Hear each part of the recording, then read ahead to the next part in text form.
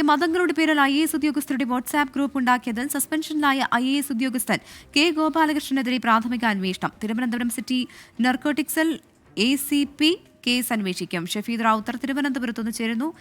ഷഫീദ്, ഈ പ്രാഥമിക അന്വേഷണത്തിന് ശേഷമാകില്ലേ തുടർ നടപടികളിലേക്ക് കടക്കുക? എന്തൊക്കെയാണ് വിവരങ്ങൾ?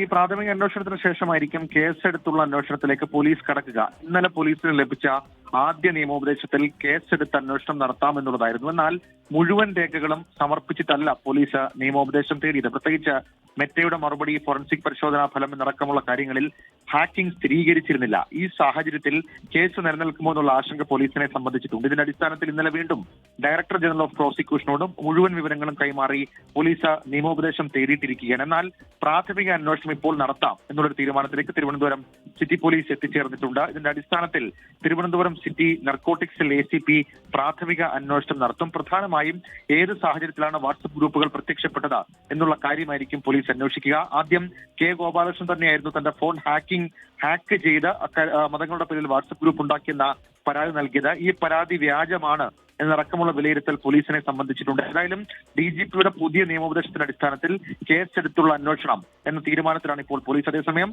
പ്രാഥമിക അന്വേഷണം പോലീസ് ഇതിനോടകം തന്നെ ആരംഭിച്ചിട്ടുമുണ്ട്. കവിത. ഷഫീദ് റാവുത്തറാണ് വിവരങ്ങൾ നൽകിയത്.